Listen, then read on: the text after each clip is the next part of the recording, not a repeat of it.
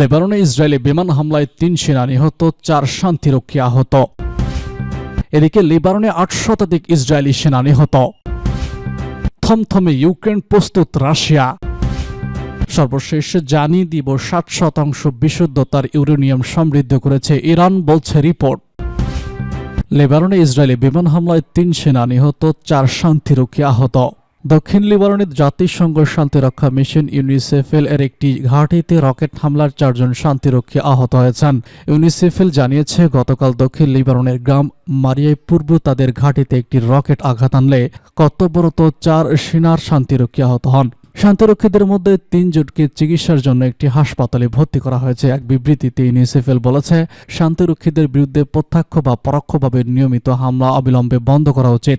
শান্তিরক্ষীদের বিরুদ্ধে যে কোনো আগ্রাসন আন্তর্জাতিক আইন এবং রেজুলেশন ১৭০১ এর স্পষ্ট লঙ্ঘন। এদিকে দক্ষিণ লেবাননের সারফা বন্দরে একটি সেনা ঘাঁটিতে ইসরায়েলি বিমান হামলায় গতকাল ৩ সেনা এবং আরও ১৭ জন বেসামরিক লোক আহত হয়েছে।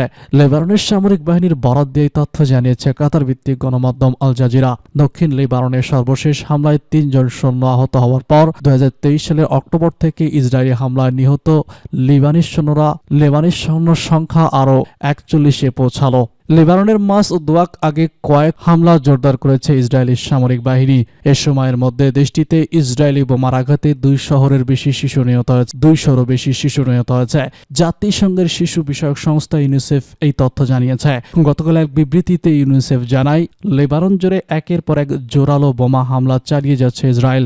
দেশটির ইসরায়েলি বোমা হামলায় প্রতিদিন গড়ে ৩০০টি শিশু প্রাণ হারিয়েছে। ইউনিসেফের মুখপাত্র সাংবাদিকদের বলেছেন, লেবাননে ২ মাসের কম সময় ২ শতাধিক শিশু নিহত হওয়ার ঘটনা একটি বিরক্তির বিষয় সামনে এসেছে। সেটা হলো সহিংসতা বন্ধ করতে যারা সক্ষম ছিলেন সেসব ব্যক্তিরাই নিষ্ক্রিয়।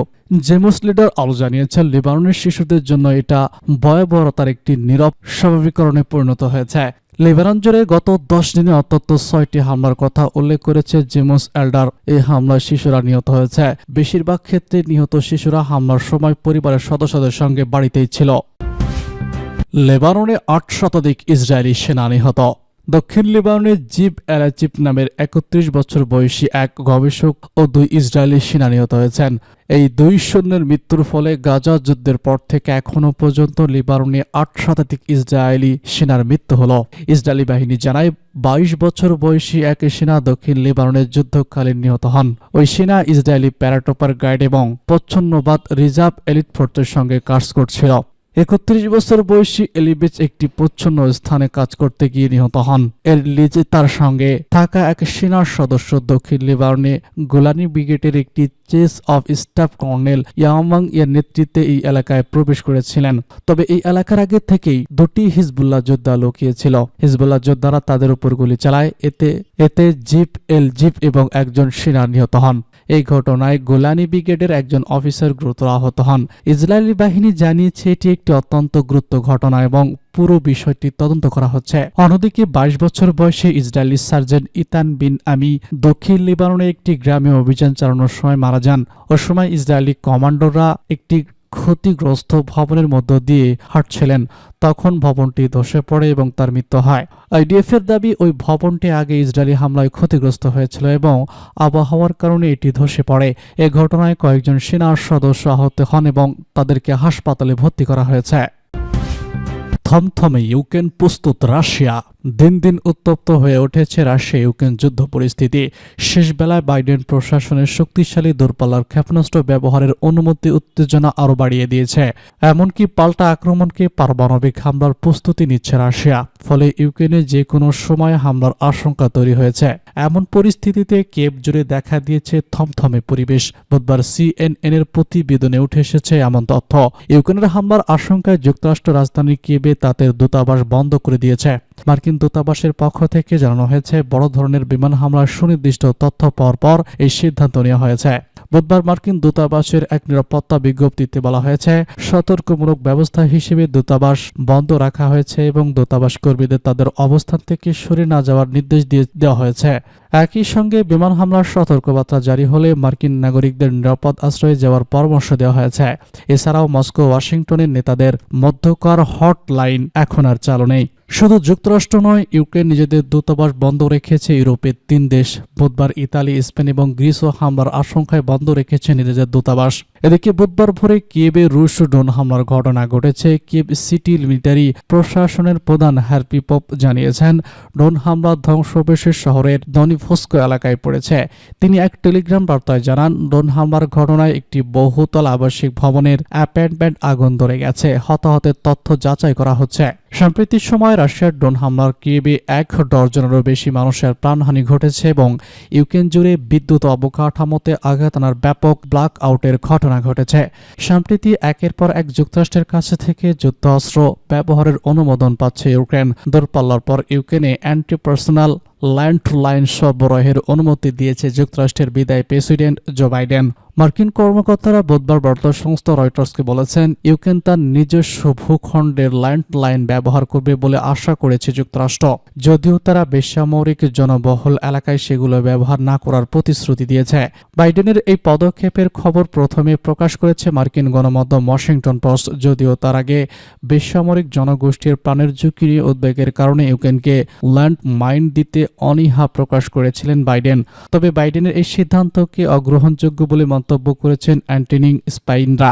এরই মধ্যে রুশ বাহিনীর আক্রমণ ঠেকানোর জন্য যুক্তরাষ্ট্রের তৈরি অ্যান্টি ট্যাঙ্ক মাইন পেয়েছে ইউক্রেন। তবে সাম্প্রতিক মাসগুলোতে ইউক্রেন ভূখণ্ডে রুশ বাহিনীর অগ্রসর রোধের লক্ষ্যে পার্সোনাল মাইন দেওয়া হয়েছে।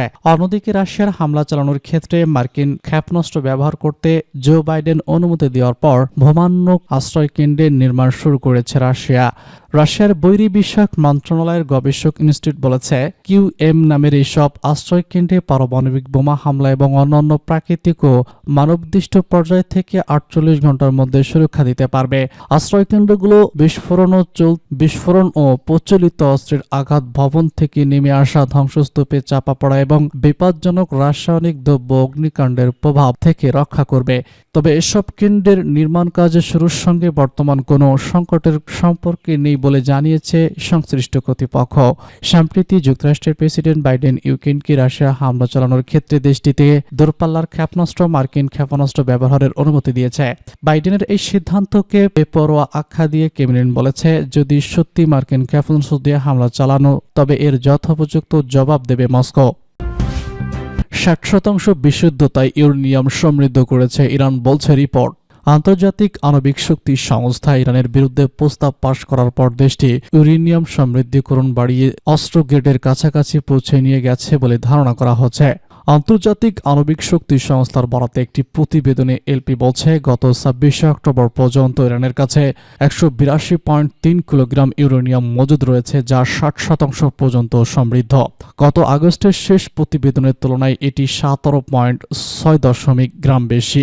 60% বিশুদ্ধতায় সমৃদ্ধ ইউরেনিয়াম 90% নিলে অস্ত্র গ্রেড উন্নতি হবে, তবে প্রযুক্তিগত পদক্ষেপ আরও অনেক দূর বলছে বিবেচনা করা হচ্ছে।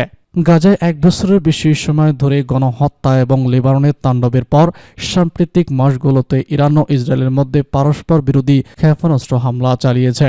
ইসরায়েলের সর্বশেষ হামলার কঠোর জবাব দেওয়ার হুঁশিয়ারির প্রেক্ষাপটে এই প্রতিবেদন প্রকাশ করল আন্তর্জাতিক আণবিক শক্তি সংস্থা। প্রেসিডেন্ট হিসেবে ট্রাম্পের প্রথম মেয়াদে ছিল বিশেষ সংকটময় সময়, যখন তিনি তেহরানের বিরুদ্ধে সর্বোচ্চ চাপ প্রয়োগের নীতি অনুসরণ করেছিলেন। তিনি একতরফাভাবে বিশ্ব শক্তিগুলোর সঙ্গে ইরানের পরমাণু চুক্তি থেকে আমেরিকাকে প্রত্যাহার করে নেন, যার ফলে দেশটির অর্থনীতিতে নিষেধাজ্ঞা আরোপ হয় এবং দেশটির শীর্ষ জেনারেলকে হত্যার নির্দেশ দেন।